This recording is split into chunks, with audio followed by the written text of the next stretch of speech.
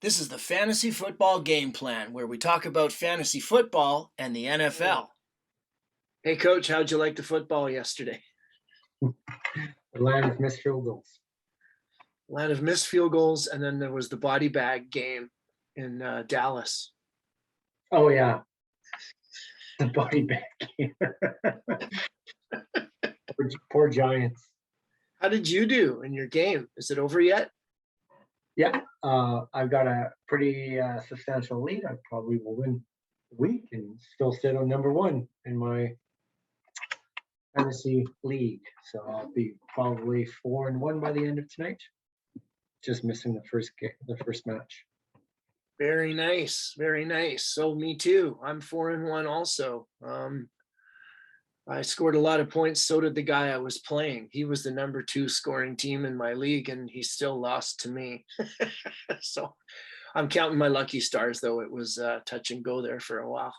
Yeah, a lot of unexpected touchdowns came in from bench players, I think, this week that took away from usually like the wide receivers or the back ones. So interesting to see now, more people getting the ball being carried near the end or getting passes thrown to.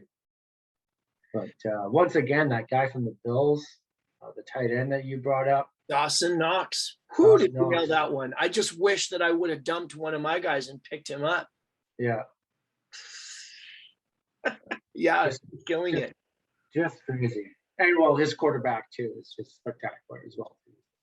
Yeah, well, I think we hit on another one last week, which we'll get into because it's sort of involved in the injury conversation.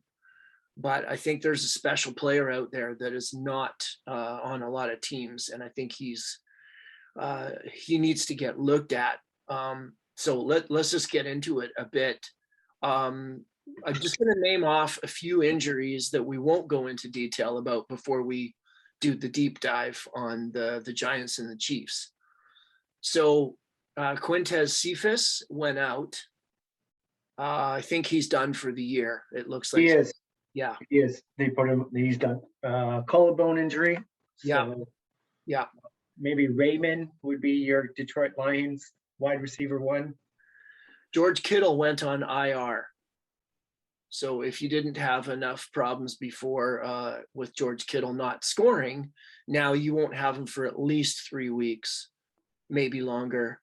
Russell Wilson, he's going to be gone for, he's saying week 10 coming back.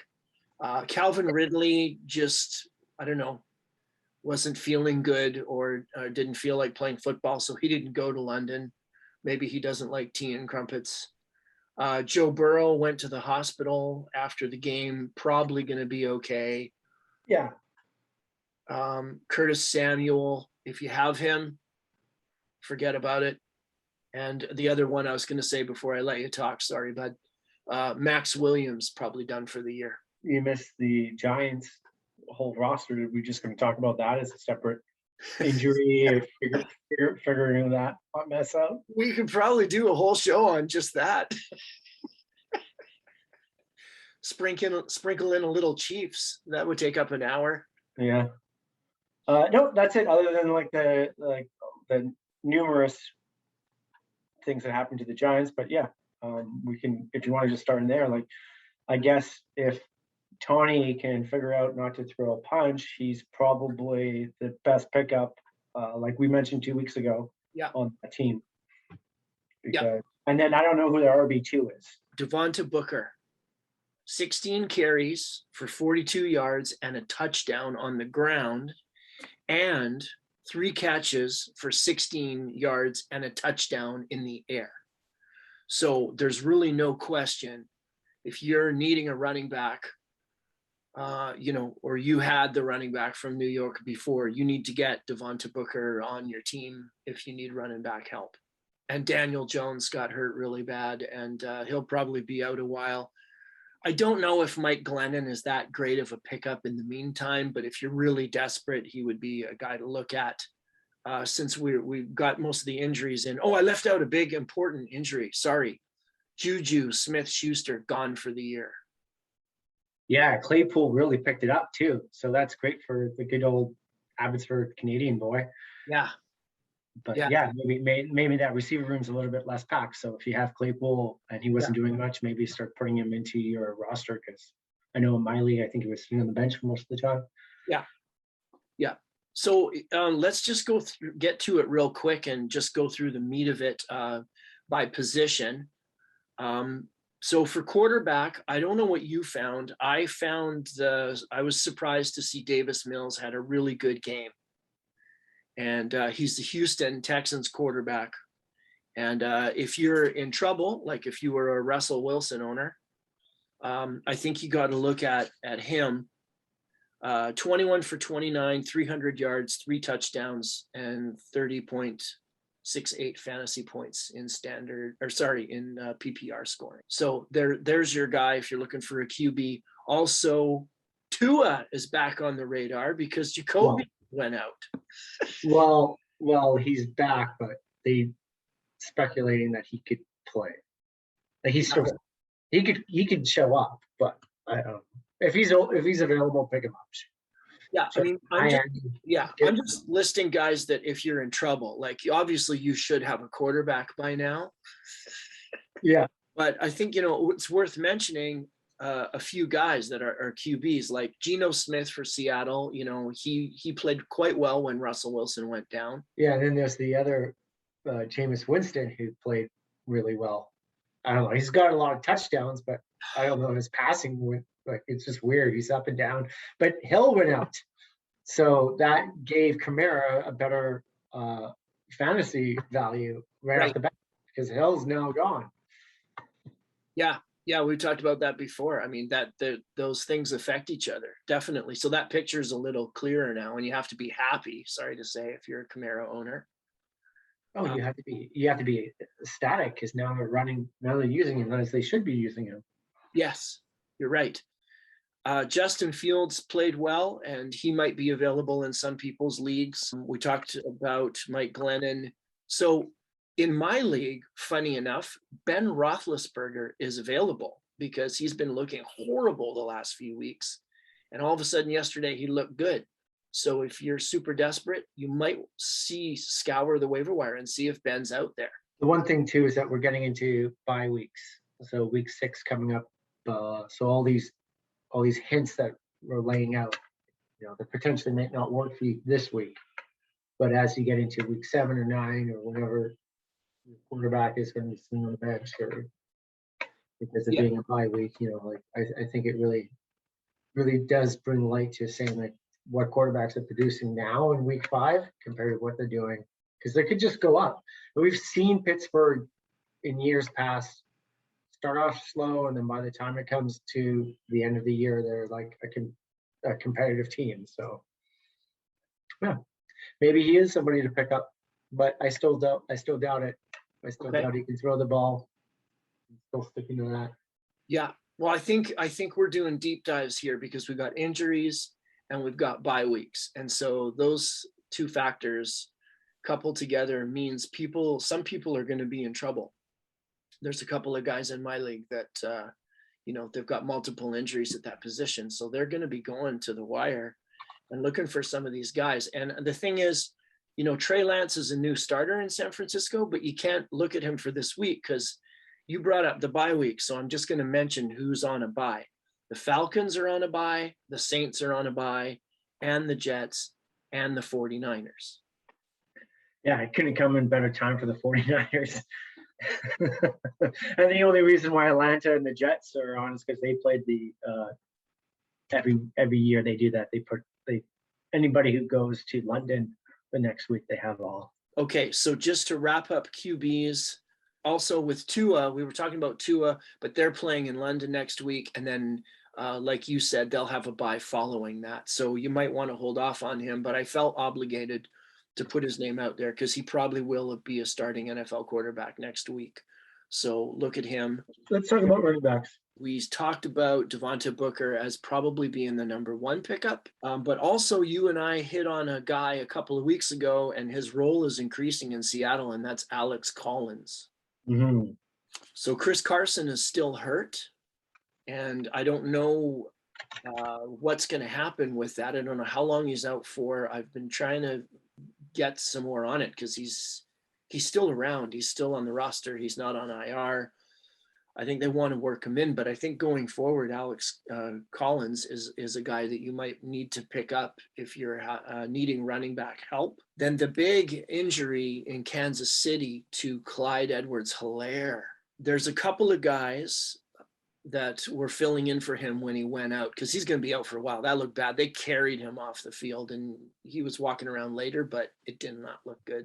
Okay, so Darrell Williams came in and played most of the snaps, and he shared time with Jerick McKinnon. Of the two, Darrell Williams would be the guy that I would go for, but I think they're probably going to split a lot of that work between those two guys. We've been talking about Williams over in Chicago for the last couple of weeks as a pickup. Mhm. I was noticing in that game, though, that they played a guy named Khalil Herbert, and he got 18 carries for 75 yards. Yeah, it's interesting. I guess they're just trying to figure out who's getting what. They probably threw in the guy that was most trusting, which was Williams on the first go around, and then now they're just trying to figure out who wants it more, right? So very interesting what's happening. But Justin Fields also runs the ball too. So yeah, that's true. That's true. But if you got Saquon Barkley or somebody and you can't get Booker, and you're just scouring the wire for names just for a week or two, I think he's a guy that should be considered. And then the other thing that surprised me was that even though Tampa Bay was sort of killing it in their game, they still worked Gio Bernard into the lineup, and he caught another touchdown this week. it's such a committee back there, though. You have Ronald Jones that hasn't played much. You have Fournette that's running over people. Yeah. And then you have Gio Bernard just catching and just doing all the fun third down plays. So yeah, it's still a committee there. So I don't know how do you put that onto your bench or not, because you could pick up Gio and he can give you 7 points. So you could pick up Gio and he give you 1 point because he's only rushed for 10 yards. So because Fournette's taking most of those balls at the end zone. Yeah. So who would you rather have, Ronald Jones or Gio Bernard? Fournette. None. It's too busy, and plus all the other threats, like Mike Evans didn't look like he was going to do anything in the last 2 minutes of the game. He scored 2 touchdowns and 100 yards because he's a playmaker, and Godwin's a playmaker, Brown's a playmaker, Gronk's sitting on the bench, playmaker. All right. Well, we've sort of transitioned into receivers, so let's keep it moving then. I think we agree the number one pickup for wide receiver that's probably available in a lot of leagues, like I think he's available in around 20% of leagues, is Kadarius Toney from the Giants. Yeah, we talked about at the top of the show. So yeah, if he can stop punching people and get his ankle healthy, because he had a bit of a twist in the middle of the game, but he played through it. So that's your number one waiver wire for wide receivers. If you can get this guy, he looks very dynamic. And then, who was back this week for Arizona? Rondale Moore came back and was huge again. I think for the last 4 weeks, we've just been talking about wide receivers from Arizona, and who to pick up. Yeah, well, I think that the injury to Max Williams, the tight end, I think he's gone for the season. He was carded, so he was carded. So that meant that Rondale Moore had a bigger role. So I don't know if it was planned, but those touches are gone now from that tight end. So we might see a little bit more of him, even though they play different positions. They are people that the quarterback likes to throw the ball to. Amon-Ra St. Brown. And this is the injury to Cephas. And who else is catching the ball in Detroit? Hawkinson isn't. No. Swift is. That's about it. Yes, so you raised a good point, because early in the season, we didn't like their receivers, as you pointed out, because they weren't throwing to the receivers. They were throwing to TJ Hawkinson. And now people have figured that out, and they're just covering him. So the ball's getting spread out to someone other than the backs or Hawkinson now. But with the injuries, I think he's their best receiver going forward. So again, if you're desperate. Yeah, there's another guy named Raymond too. Ramond. Okay. and so keep an eye out. But stay away from everything Detroit, unless if you have Swift, start him as your RB2 or your flex position. Don't keep him on the bench. That guy is dynamic, and if you have that flex position open, make sure you throw him in there if you have a better RB1 and 2, because he's doing great numbers this year. So, and he's getting the ball consistently. Yeah, I have Jamal Williams, and I've never played him. I have him on my bench, but each week when I'm, because I've got Dalvin Cook and I've got, some other guys who are getting banged up at running back. Each week I almost play him because although he doesn't have a lot, he's pretty consistent. He's got a high floor, and he'll always get you around 8 points. So not a bad guy. And Swift is perennially injured. Like Swift is always questionable, always. And so is Williams this week, for that matter. But they both played and they both did well. And it's always tough with tight ends. It's always tough. But there were a couple names that popped up this week that we were looking at. So Dan Arnold, he's now in Jacksonville, and he hasn't been there very long, but they are starting to get the ball to him a little bit. And I think that he might be featured more going forward because they're having problems there distributing the ball. They don't have a wide receiver one yet established. Laviska should know. Yeah, he's catching it, but he's a rookie. But, right. Right. So. And so, I figured they traded for him for a reason, right? So, you gotta look at him going forward. He might be a guy that will be getting the ball more. Then I've got Carolina, Tommy Trimble. He caught a few balls, and he got four targets, but he caught a touchdown. So he's a bit of a red zone guy. And Njoku went off. I don't know. He's, the Browns tight end. There's no consistency there, but he was the top tight end this week. Yeah, he's in the last 3 years when he's been in the league, he has these breakout games where you think he's doing well, and then they just forget about him because there's 3 tight ends on that team, and he kind of gets lost in the fold. But yeah, I guess when he wants to break out and score multiple touchdowns, tight ends are so hard to pick up. You could get him 1 week and he can give you 2 points, and you can get him this week and he can get you 16. So yeah. how are you supposed to put that into play every week? You want somebody that's consistent. But if you lost out on Kittle, maybe it's someone to pick up because he's definitely probably open in most leagues. Yeah, tight ends are so touchdown dependent. So there's another guy. Speaking of that, Jared Cook is getting he's getting his touchdowns vultured by this guy named Donald Parham Jr., who scored the last couple of weeks. Yeah, the Chargers, the Los Angeles Chargers, Donald Parham Jr. Again, bye weeks, injuries, right? You talked about Ricky Seals-Jones last week. So he got quite a bit of production.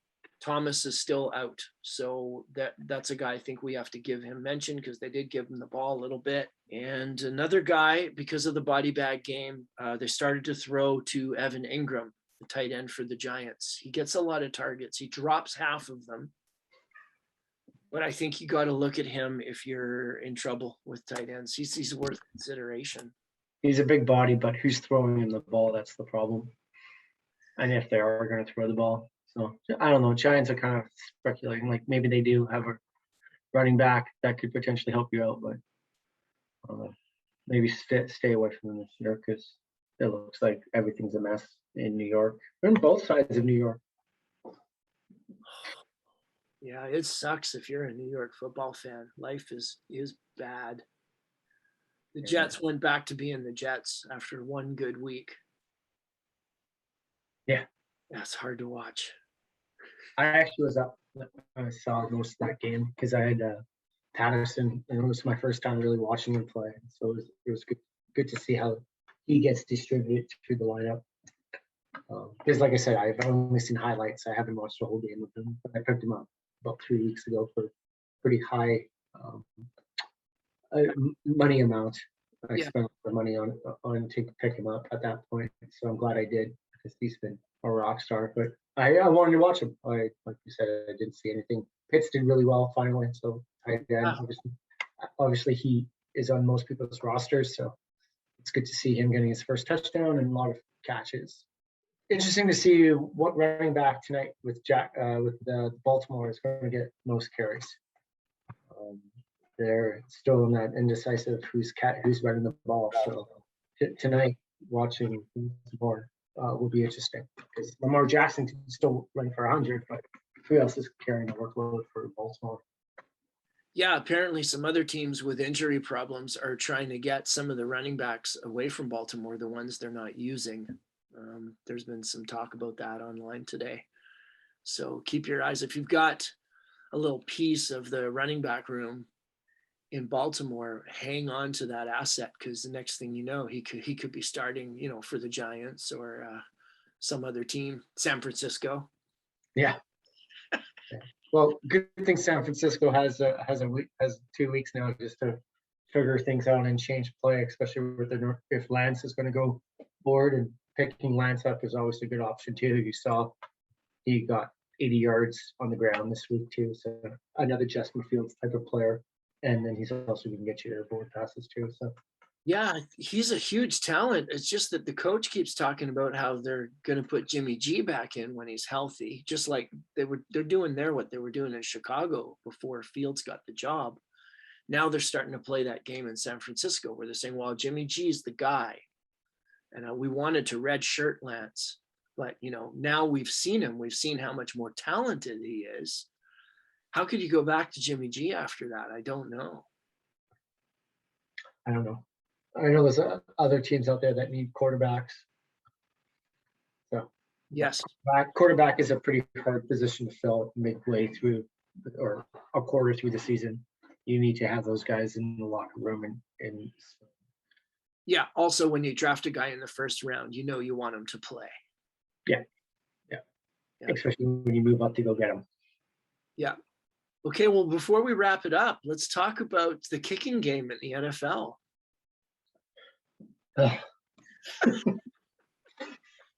The Bengals and Green Bay. There was six attempts to try and win that game, but that was pretty crazy. And then the Lions obviously was heartbroken. I was watching this is an interesting story. I was watching the game on my phone, going grocery shopping to make my Thanksgiving turkey because I was left at 2 minutes, being like, "Oh, game's sort of over. I'll watch it on the walk." I'm in the grocery store. I can't even pay attention. I'm jumping around. People look at me because I'm like, yes, 37 seconds, 2-point conversion. And then I kind of walk around for another 2 minutes, and then all of a sudden I just got my head down in the post office booth because the post office is closed on Sunday, and I was just like shaking my head, being like, not another field goal loss at the end of the game. And wow. But you know what's crazy? What end zone in Seattle is notorious for bad field goals? Because it started off in Seattle on Thursday with missed field goals. And just think that was just like how the whole week went. It was like Seattle, they missed a bunch of field goals, but what end zone is that? And were those missed field goals and point afters on that same end zone? Because I think it's the curse of Seattle that just carried over the weekend. Well, what's funny, though, is that another team that's been absolutely cursed over the years with field goals is Minnesota. Like, you would have thought that Detroit was safe because it was Minnesota, because Minnesota always loses because of the kicker one way or the other. Either their kicker misses or the other kicker makes it on the last play of the game. It happens to them over and over and over again. And I was sure he was going to miss. I mean, I couldn't believe he made it. It's Minnesota. He made 2. But I think what they realized is that they put them indoors. And now that Minnesota, they were like, you know what? Every foot is getting too cold. So let's go build an indoor stadium and we'll solve that problem. So yeah, I think you're right. Anyways, but they lost that wild card game 5 years ago to Seattle, when it was it was so cold. Yeah. I missed the field goal. Zimmer's face was redder than usual that day. I remember it. I can still see it. Yeah. Anyways, I gotta get going. More Hey. Thanksgiving things Yeah. to do in my household. So Right. It's a Canadian show, so it's Canadian Thanksgiving, in case you're wondering what we're talking about, it being Thanksgiving here in Canada. So happy Thanksgiving. Good luck next week, and good luck with the bye weeks. Yeah. Okay. Take care. Bye. Bye now. Thanks for watching the Fantasy Football Game Plan podcast. Need coaching on your lineup? Drop us a line and we'll discuss your dilemma.